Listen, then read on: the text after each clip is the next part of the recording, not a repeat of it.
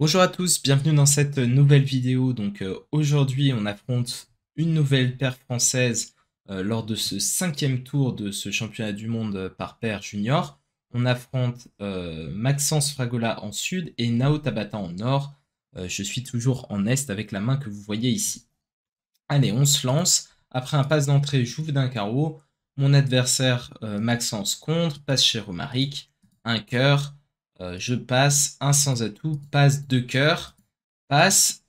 Maxence réfléchit assez longtemps, il finit par dire trois cœurs et Nao ajoute le quatrième. Euh, bon, j'ai une entame assez banale de l'as de carreau. Je vois le mort qui s'étale. Il a la main suivante. Il fournit petit, mon partenaire met le 7. Bon, je regarde tout ça, j'ai pas grand chose de plus intelligent à faire que de rejouer le roi de carreau. Et je vois ces cartes-ci, je vous laisse réfléchir à ce que vous rejouez. Bon, alors à ce stade, il y a deux possibilités. Soit le partenaire avait deux carreaux à l'origine, soit il en avait quatre. Les cartes fournies ne nous permettent pas de distinguer les deux cas. Alors, une option pour faire chuter si le partenaire n'avait que deux cartes à carreau à l'origine, c'est de rejouer carreau à ce stade et de tenter une promotion d'atout.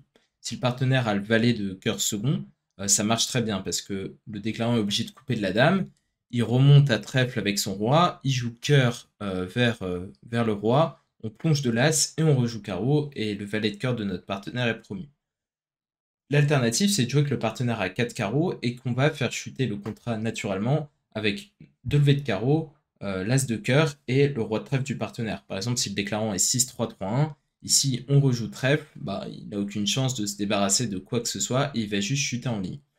Bon, je trouve pas d'argument évident pour l'un ou pour l'autre, mais un bon credo en tournoi par paire, c'est de pas tenter de faire des trucs ridicules. Si le bon flanc était de rejouer carreau à ce stade, bah, on sait que toutes les paires ne vont pas le trouver et qu'on s'assure de pas marquer zéro en rejouant trèfle. Par contre, si c'est un flanc coupé des fausses qui file le coup, disons que typiquement le partenaire a deux cartes à carreau et le déclarant un double ton trèfle, bon là on peut vraiment avoir l'air très bête. Donc pour cette raison, j'ai choisi de jouer trèfle à ce stade. Le déclarant, donc Nao, a bien deviné ce qui se passait.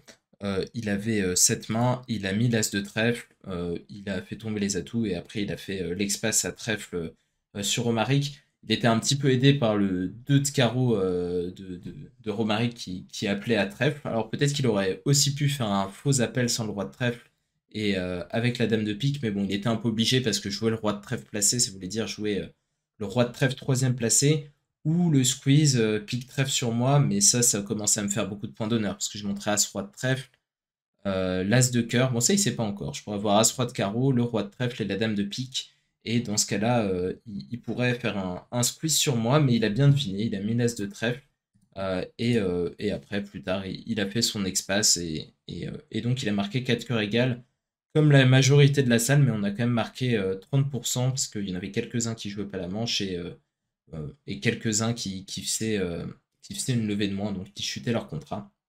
Voilà, bien enchéri et bien joué de la part de Maxence et Nao. Bon alors pour cette donne, je vais vous mettre à la place de Maxence parce que de notre point de vue, ça n'a vraiment pas d'intérêt. Alors ouverture d'un pic, contre le partenaire dit un sans atout, deux cœurs en S, vous dites 4 piques, passe, passe, passe. Le flanc entame de la dame de carreau, petit, petit, vous prenez, place, vous jouez pique vers le roi, et pique, vous voyez le 10 apparaître, et la question c'est est-ce que vous faites l'impasse ou est-ce que vous tirez en tête? Bon alors c'est pas une science exacte, mais il y a quand même un certain nombre d'éléments qui nous disent de faire l'impasse. Le premier, c'est que les adversaires n'ont pas beaucoup de points d'honneur et ils ont fait un compte d'appel et une enchère libre. Donc ça laisse penser plutôt à un compte d'appel léger et une réponse plus normale avec 5 cartes à cœur et pas beaucoup de jeux. Bien aidé aussi par le pass d'entrée en S. Bon, faut quand même se méfier un peu parce que les adversaires sont vert contre vert et ont potentiellement envie de faire du bruit. Un deuxième indice, c'est que bon, les carreaux ont de bonnes chances d'être 5-4-3-1, donc avec 5 carreaux en ouest, parce que Est a fourni 2, donc soit il a le 3 sec, soit il a 3-2, et les cœurs 5-4. Bon, on a l'impression que Ouest a quand même de bonnes chances d'avoir 5 carreaux, 4 cœurs, 3 trèfles et le singleton pique sur la donne, donc Maxence a fait l'impasse, à mon avis, de manière très correcte, et ça lui a rapporté un nouveau bon coup, donc ils ont marqué 70% sur la donne précédente et ils ont marqué de nouveau 70% sur cette donne en faisant cette impasse. D'ailleurs, il nous l'a laissé un trèfle et un carreau pour +1. Quand grosso modo la moitié du champ fait égal et la moitié du champ fait +1. On revient avec ma main sur cette dernière donne, ouverture d'un trèfle à partir de 2 cartes chez Maxence, un cœur d'intervention, 2 carreaux en or. Alors avec ma main je dis 2 piques. Alors on rappelle que dans des enchères où les 3 premiers joueurs ont parlé, l'enchère en 4ème position naturelle elle est non forcing, donc ici je promets pas beaucoup de jeux, je pourrais avoir roi dame 10 6ème et rien. Si j'ai beaucoup de jeux et que j'ai envie de faire une enchère forcing, bon c'est assez rare, mais je dois d'abord contrer et ensuite nommer mes piques. Alors sur 2 piques, Maxence dit 3 carreaux, Romaric passe et Nao dit 300 atouts. Passe, passe, passe, et je vous laisse choisir votre entame. Bon, alors évidemment le choix il se fait entre pique et cœur. Alors le partenaire, on sait qu'il est intervenu assez léger, donc on imagine qu'il a quand même plutôt une belle couleur à cœur, même s'il est intervenu vert contre rouge. Et l'entame pique, elle risque surtout de donner une levée de pique aux adversaires dès que le 10 de pique est en or. Et bon, évidemment, l'entame trèfle, elle est très spéculative, hein. Il y a les trèfles derrière nous, a priori, sûrement 4 cartes, donc ça n'a pas l'air terrible. Donc tout cela considéré, j'ai entamé le roi de cœur. Le mort s'est étalé avec cette collection, à peu près ce à quoi on s'attendait. Je rappelle que l'enchère de 3 carreaux est non forcing dans ces situations de 2 sur 1 en compétitif, donc là il a un soutien de 3 cartes avec une main minimum. Nao a pris 2 l'as de cœur et a joué le 8 de pique, donc je peux vous laisser réfléchir à nouveau. Bon là, on a un déclarant qui est en train de jouer sous le roi de pique, alors on sait pas bien pourquoi il joue le 8 plutôt que le roi, mais il devrait pas se tromper à pique après notre enchère de pique. Il devrait passer le 10 de pique s'il en a besoin. On sait que le partenaire a l'as de trèfle pour justifier son intervention, parce que déjà il a pas grand chose, mais bon, s'il avait que la dame de cœur, dame 19 de cœur dans son jeu, ou quelque chose comme ça suffirait quand même pas pour intervenir, même avec le valet de carreau. Donc bon, ça sert pas à grand chose de mettre petit pique, peut-être qu'on va lui donner des tempos, et peut-être qu'on va jamais voir notre as de pique si le partenaire est singleton pique, et ça c'est quand même important. Donc tout cela pris en compte, j'ai mis mon as de pique, et j'ai rejoué mon 10 de trèfle. Alors pourquoi le 10? Parce que ça permet d'écraser une potentielle teneur à trèfle du déclarant, comme le 9 sec, ou 8-9 de trèfle sec, et Nao a passé sans difficulté le valet de trèfle au vu de l'intervention derrière et que il n'avait rien montré pour le moment, donc il a mis le valet.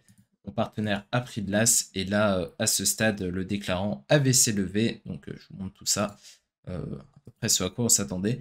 Très belle intervention de Romaric, soit dit en passant. Alors on est un peu protégé dans notre système parce que si j'ai beaucoup de jeux en Est, j'ai un relais pour lui demander s'il regrette d'être intervenu.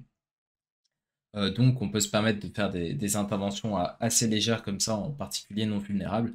Mais quand même, là, il était chaud. Donc sur cette donne, on n'a pas marqué une mauvaise note parce qu'à toutes les autres tables, il y a eu l'entame pique et ouais, ça donnait la levée immédiatement et il n'y avait vraiment pas de problème. Donc on a marqué la moyenne sur cette donne après avoir marqué 2 fois 30%. Donc pas une très bonne table, mais on n'y pouvait pas grand-chose. Nos adversaires ont bien joué sur ces 3 donnes. On se retrouve demain pour la prochaine vidéo. N'hésitez pas à liker si vous ne l'avez pas encore fait et à vous abonner également. Et à bientôt. Salut tout le monde.